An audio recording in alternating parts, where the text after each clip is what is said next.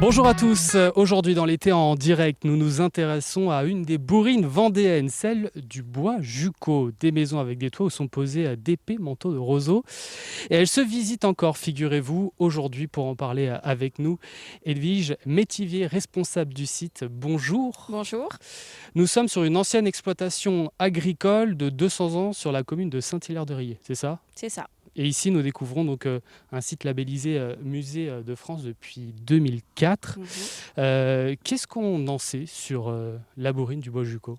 Alors la bourrine du Bois-Jucot, c'est un site intéressant pour la ville de Saint-Hilaire parce que c'est une des dernières bourrines en très bon état, puisque la dernière habitante a vécu ici jusqu'en 1967, et sans eau, sans électricité. Et déjà, elle avait la conscience que son patrimoine était exceptionnel parce qu'un des derniers à peu près en bon état. Donc la ville, sensibilisée par des bénévoles et une association, a souhaité s'investir pour la maintenir en état. Et on a donc là une belle représentation d'une unité agro-pastorale, donc d'une bourrine, une maison d'habitation avec toutes ses annexes fonctionnelles pour On en les parlera. besoins de la ferme. Et cette dernière habitante, vous l'avez évoquée, c'est Armandine. Oui, Armand. Donc, qu'est-ce qu'elle faisait, Armandine, dans la vie ? Alors Armandine est issue d'une famille très pauvre. C'est une famille d'agriculteurs et comme la plupart des maraîchins, ils travaillaient la terre, leur parcelle de terre qui était plus ou moins conséquente. Ici sur le Bois-Jucot, on est vraiment sur une exploitation de très petite taille. Et donc autour de cette bourrine, des bâtiments, d'autres bâtiments, des bâtiments annexes qui viennent compléter l'exploitation. Qu'est-ce qu'on y faisait dans ces bâtiments ? À chaque bâtiment, une spécialité. On a le garage, la grande galerie où était stockée la charrette pour les ânes. Ânes très emblématique pour les maraîchins puisque c'était le moyen de locomotion et vraiment le moyen de sociabilité pour aller à la messe, pour aller au marché, pour aller à la foire aussi, tout simplement à Challans. Et on a aussi un petit bâtiment qui servait au stockage du combustible. Ici, contrairement à ce qu'on a pu ou ce qu'on voit autour de nous, il y a beaucoup d'arbres, mais il y a 50 ans, c'était vraiment plutôt une lande. Les arbres se sont semés presque tout seuls et le combustible était très rare. Donc on a vraiment une annexe pour ça. On a une laiterie aussi pour stocker les denrées alimentaires, une buanderie et puis une grange pour les animaux dont la taille est fonction de la richesse de la famille et donc du cheptel.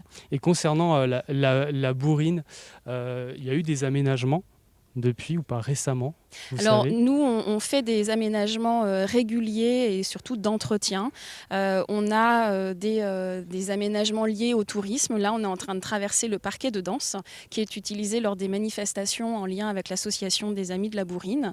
Et on continue à faire perdurer les savoir-faire d'entretien des bâtiments puisqu'on est sur une architecture de terre et de roseaux. Donc on essaie de maintenir tout ça ici. Quand on vient ici pour découvrir la bourrine du Bois-Jucot, quel est le programme ? À quoi faut-il s'attendre ? À être libre, en fait, tout simplement. On peut venir découvrir la bourrine du Bois-Jucot en visite libre. Et on a également tout un programme de visite guidée avec des rendez-vous bien établis, ainsi que des découvertes de savoir-faire. Alors l'été, c'est un par jour, sauf le dimanche. Donc on peut avoir une démonstration de barattage de beurre, de confection de trolls, les liens de foin et d'autres activités. Est-ce que vous considérez en tant que responsable du site, peut-être que non, mais est-ce que vous considérez comme passeur de patrimoine ? Un peu, mais pas seulement. On est des passeurs de patrimoine, mais on est aussi des personnes qui essayons de travailler avec la population d'aujourd'hui. Et le passage de patrimoine, il passe par nos actions, mais aussi par celui de l'association que j'évoquais, qui lors des temps forts fait des démonstrations de savoir-faire, présente des danses traditionnelles, est en costume. Et là, on est vraiment dans un passage vivant du patrimoine. Et pour parler des visiteurs, qui sont-ils ? Est-ce que ce sont des Vendéens majoritairement ou alors majoritairement, parce que bon, on imagine bien qu'il y a des Vendéens et des gens aussi qui viennent d'ailleurs de la Vendée, à l'extérieur de la Vendée.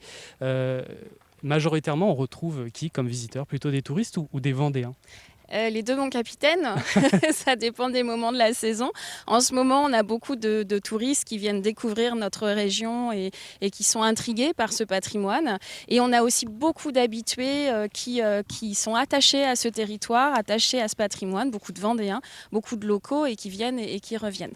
Et qui reviennent. Et qui reviennent régulièrement. Ça, c'est plutôt bon signe. C'est très bon signe et ça nous a encouragés à créer un pass ambassadeur aussi, où si on le prend, on vient autant de fois qu'on veut après dans l'année. Est-ce qu'il y a eu des nouveautés cette année en 2023 ? Oui, la nouveauté de 2023, c'est l'ouverture d'un petit sentier en forêt, dans une parcelle qui était derrière nous au tout début de cette visite, où on a souhaité valoriser la valeur bois et la présence du bois dans la vie quotidienne des maraîchins. Ça passe par une exposition cette année, mais aussi en écho, un parcours forestier où on a des petits jeux de découverte à l'intention des publics et des espaces aussi pour se relaxer et profiter de la forêt à l'ombre. Et une exposition qui dure, qui va continuer jusqu'en fin septembre. Des projets ? Toujours des projets. On est déjà sur la saison 2024. Là, ce qu'on aimerait, c'est renforcer notre action auprès des publics et notamment la capacité et l'envie pour eux de découvrir en autonomie le site parce que les visites guidées sont très appréciées. Mais il y a aussi cette envie de découvrir en famille, au sein de son propre cercle. Et on va travailler sur ce qu'on appelle les outils d'aide à la visite pour améliorer cette qualité-là. L'exposition donc jusqu'en fin septembre. Est-ce qu'on peut déjà tirer un bilan ? Sur l'expo Sur l'exposition. Oui, sur l'exposition. C'est une exposition qui marche bien parce qu'elle a été conçue en petites scénettes qui rappellent aux gens la présence du bois dans le quotidien. Donc très rapidement, on embrasse un ensemble d'objets ethno ici principalement qui parlent de l'intimité, de ce que l'on peut avoir chez soi, de ce que l'on a en cuisine et ce dont on a besoin, comme la jatte à beurre qui est même un des objets emblématiques en tout cas ici. Voilà. Les images de Stéphane. Et également des petits zooms sur les outils de jardinage, mais pas que. En fait, on a vraiment tout un ensemble de petites stations de découverte qui fait que les gens, s'ils connaissent les objets, ça va leur rappeler, et s'ils ne les connaissent pas, rapidement, ils peuvent s'approprier ce petit univers. Et un dernier mot, très rapidement, que diriez-vous aux téléspectateurs de TV Vendée pour leur donner encore un petit peu plus envie de venir voir cette exposition ? Je dirais que grâce à l'équipe et au soutien qu'on a eu pour la montée, on est sur quelque chose qui permet de découvrir facilement et de façon assez attractive et pédagogique les transports, le bois, les outils, mais le quotidien. Donc, voilà. Le message est passé. Merci de nous avoir suivis. Donc, nous rappelons des visites sont organisées dans le cadre de l'exposition donc jusqu'à fin septembre. Quant à nous, on se retrouve très vite pour un nouveau numéro de l'été en direct sur TV Vendée. À bientôt.